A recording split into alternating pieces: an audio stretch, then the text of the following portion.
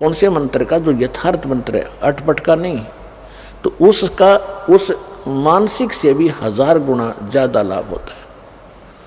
तो जो श्वास का सेवन, यथार्थ मंत्र जो श्वास का आपको दिया गया अधिकारी से प्राप्त हो, यानी कोई भी वस्तु है, कोई भी काम है, मर्यादा से चलता है। परमात्मा ने भी अपनी मर्यादा बना के छोड़ दी है कि छोटा सा बच्चा गर्भ में होता है, फिर वो बाहर आता है, समय पर बाहर आता है तो माँ के स्तन में दूध पहुँच जाता है पहले ही, क्योंकि उसके दांत नहीं होते। फिर समय युवा होता है इतने समय में, फिर इतने समय में फिर मरता है। ये मर्यादा भगवान ने बना रखी है। इसी प्रकार इस भक्ति की भी मर्यादा, इसमें इधर उधर होने से लाभ नहीं होगा बिल्कुल भी। तो क्या बताया भगवान ने कि परम संत से लेने के बाद जो एक श्वास का जाप आप करोगे उसको और मर्यादा में रहोगे तो आपकी इतनी पूंजी भक्ति की इकट्ठी हो जाएगी। अब ये समझ लो कि जैसे एक तो पैदल चले, पैदल जाने में आगे समुद्र आ गया, बाधा बन गई। समुद्र जहाँ तक देखते जल ही जल है, जल ही जल है, वापस आ जाता है कि आगे धरती खत्म। तो इसी प्रकार इन ऋषि महर्षियों ने जो अपनी पैदल यात्राएं की, अपने अभ्यास से जो मंत्र ये करते थे तो त्रिकुटी पर जाकर वापस हो लेते थे कि इसका आगे कुछ है ही नहीं, त्रिकुटी का कोई स्थान नहीं, इसे अगर बहुत ज़्यादा वस्तु है। तो इस प्रकार जहाज में बैठ कर जावे, समुद्र को भी पार कर जावे, यथा स्थान पर पहुंच जाता है। तो इस प्रकार ये साधना जो दास आपको देगा, ये ऐसी साधना है, ऐसा ये यान बन जाएगा, इन सब के ऊपर के पार करता हुआ सतलोक आपको जा छोड़ेगा।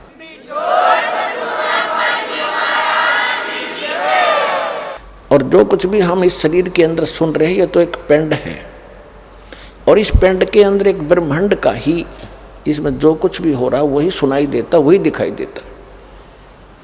जो इसके अंदर हमें धुन सुनती हैं, जैसे विशेषकर राधा स्वामी वाले तो इसी पर जोर दे रखा है कि अंदर कान दाब करके देखो, देखो अंदर घंटियाँ बज रही हैं, इसमें मुरली की आवाज़ आती है, बांसुरी की आती है, वो सुनते हैं, नगाड़े बज रहे हैं, बादल की गर्जना सुन रही है। ये तो इस एक ब्रह्मांड काल का ही साजबाज है। ये इससे बाहर है, वो ऊपर सतलोक से वो अलग आती है वो धुन, और केवल उसी को सुनेगी वो धुन जो सतनाम और सार नाम का जाप करेगा। बाकी अन्य को जो सुनती है वो इस काल की सुनती है। इस शरीर के अंदर जो भी सुन रही काल की ही सुन रही है, और वो परमात्मा की धुन इनसे हटकर होगी। लेकिन उस धुन के सुनने से कोई प्रयोजन सिद्ध नहीं होगा आपका। आपका सिद्ध होगा मंत्र जाप करके, जो दास कहे ऐसे करते रहो। यहाँ से आप स्वयं नहीं जा सकते। इस भक्ति की कमाई जब आपकी हो जाएगी तभी आपको यहाँ से ले जाया जाएगा। आपकी मर्यादा सही होगी, आपकी यहाँ से आस्था हट जाएगी, तो परमात्मा आपको विमान में बैठाएंगे और इस दास के रूप में साथ बैठेंगे। हजारों हजारों की संख्या में इकट्ठे जाओगे, यहाँ से हजारों की संख्या में वो दिन आएगा।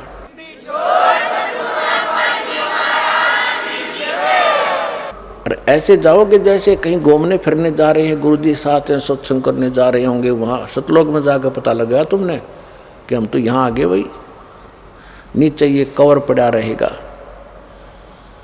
ये कवर जो आज हमने कितना प्यारा लगता है। वैसे तो ये बहुमूल्य है, क्योंकि मनुष्य जीवन आसानी से नहीं मिलता, लेकिन मनुष्य जीवन प्राप्त करके भक्ति नहीं की तो क्या प्राप्त हुआ? ऐसा पशु का, ऐसा मनुष्य का। तो इस मनुष्य शरीर को तो ऐसा समझना, भक्ति करने के बाद इससे हमारा प्रयोजन पूरा हो गया। जैसे अंडे में बच्चा बनता है और बच्चा बनने के बाद बच्चा उड़ जाता है और कवर पड़ा रहता है, तो मूल वस्तु जो बनानी थी वो बच्चा बनना था उस अंडे में, उस अंडे बिना बन नहीं सके था, अंडे के कवर बिना। तो ये तो एक अंडे का कवर है जो अपना है, इसके अंदर ओरिजिनल इस ताकत से, भक्ति से, जैसे पक्षी को, अंडे को मादा पक्षी ऊपर बैठकर उसको ऐसी हीट देती है, अपनी ताकत देती है, जिससे वो बच्चा बन जाता है। और बच्चा बनने के बाद वो फूट जाता है और वो उड़ जाता, कवर पड़ा रहेगा। तो ये दास समझो, माता समझो, और आप इस शरीर रूपी कवर में बच्चे समझो। इसमें ऐसी भक्ति, ऐसा ज्ञान, ऐसी शक्ति दे देकर आपकी भक्ति इतनी चार्ज हो जाएगी सूक्ष्म शरीर के अंदर, चलते समय ये ऊपर का कवर अंडे का पड़ा रहेगा और वो असली वस्तु सतलोक पहुंच जाएगी, जो इसका प्रयोजन था।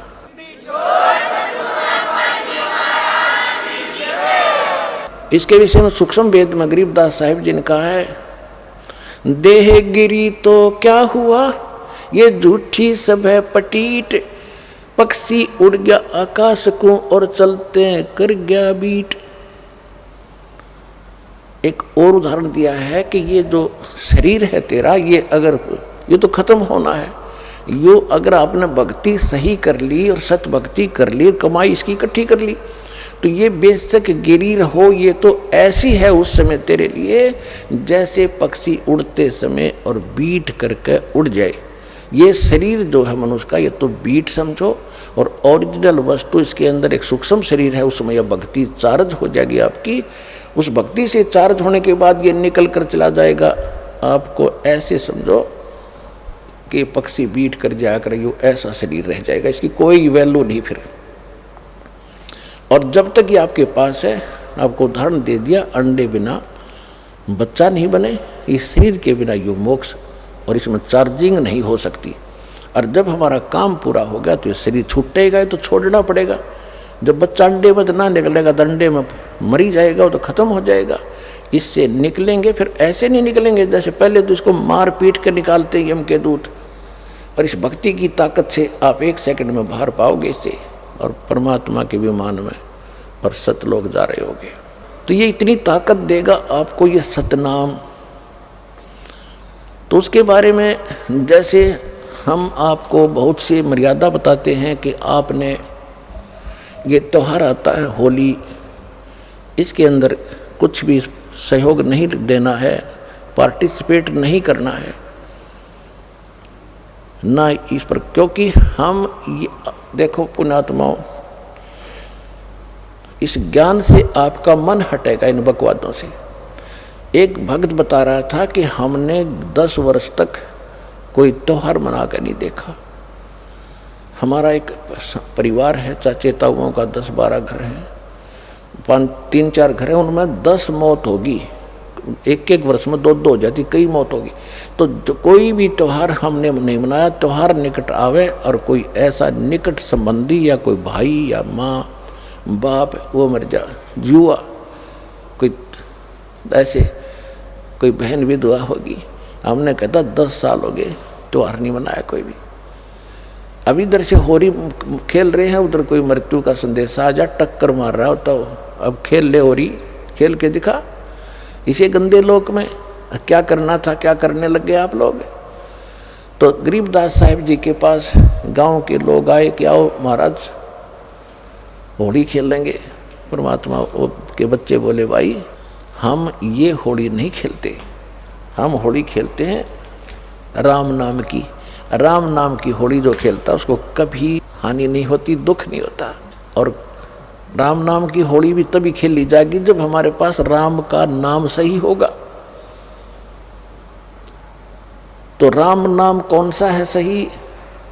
गरीबदास जी तो क्लियर कर रखा है, राम नाम जप कर थर होई, ओम सोहम मंत्र दोई, यू है राम का नाम। तो उसके बारे में क्या बताते हैं, सतनाम पालड़ रंग होरी हो। यानी ग्रंथ में गरीबदास जी की वाणी में तो वो अक्षर न्यारे न्यारे लिखे हैं, लेकिन मैं बार बार नहीं बताऊंगा, उसको मैं सतनाम बोल रहा हूँ। ग्रंथ में वो दोनों मंत्र न्यारे न्यारे लिखे हैं, ये और ये मंत्र पालड़ रंग होरी हो, तो उसको गुप्त करके दास सतनाम बोल रहा है। वैसे गरीबदास जी की वाणी में वो दोनों मंत्र लिखे हैं कि दोनों मंत्र पालड़ रंग होरी हो, मैं उसको सतनाम कह रहा हूँ। तो क्या कहा कि सतनाम पालड़ रंग होरी हो, भाई 14 लोक चढ़ावे राम रंग होरी हो, 3 लोक पासेंग धर रंग होरी हो, तो ना तुले तुलाया राम रंग होरी हो। अब इस सतनाम की आप भक्ति करोगे तो आपके घर पर कोई आपत्ति नहीं आओगी, ना कोई अकाल मृत्यु होगी, ना कोई दुख होगा, ना कोई रोग सतावेगा। तो असली होली, असली खुशी तो हम राम नाम के रंग से ही खेल सकते। उनका कहने का भाव ये है। अब जैसे तखड़ी के अंदर, तराजू के अंदर बैलेंस बोलो अंग्रेजी में, इसके 2 पलड़े होते तराजू के, और इसमें एक पासिंग शब्द आया, पासिंग। शायद अब तो पासिंग एजुकेटेड बच्चे हो गए, इनको पता नहीं होगा पासिंग किसे कहते हैं।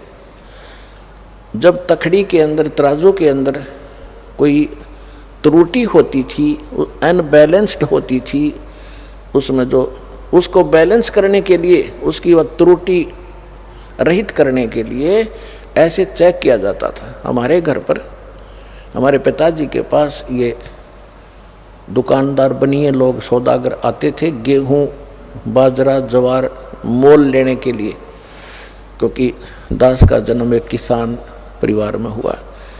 तो हमारे पिताजी कहते थे, सेठ जी पहले अपनी वो तखड़ी चेक करा, इसमें कोई डांडी तो नहीं है, यानी कोई डिफेक्ट तो नहीं है। तो ऐसे करता था। तो अगर कोई डिफेक्ट होता, टेढ़े मेढ़े होते वो, तो दूसरी तरफ उसको बराबर करने के लिए जो कणक तोलनी होती, मान ली गेहूं तोलना है, तो थोड़ा सा गेहूं उठाकर 10-20 गेहूं उठा के और दूसरे पलड़े में डाल दिया जाता था, और वो फिर तखड़ी बराबर हो जाती थी, उसमें त्रुटि नहीं रहती थी। तो वो पासिंग जो है, वो 4 दाने 20 दाने गेहूं के, वो कोई सौदे में नहीं है। सौदा तो फिर है, वो 10-20 क्विंटल तोला जाएगा गेहूं, वो है सौदा। तो कहने का भाव ये है कि इस परमात्मा का एक सतनाम विधिवत लिया हुआ, जो 2 अक्षर का मंत्र जो है, एक सतनाम कंप्लीट हो जाता है। एक बार बाहर छोड़ो, दूसरा अंतर लो, ये हो गया पूरा, बस एक मंत्र ये है। इसको उस तराजू के एक पलड़े में रख दो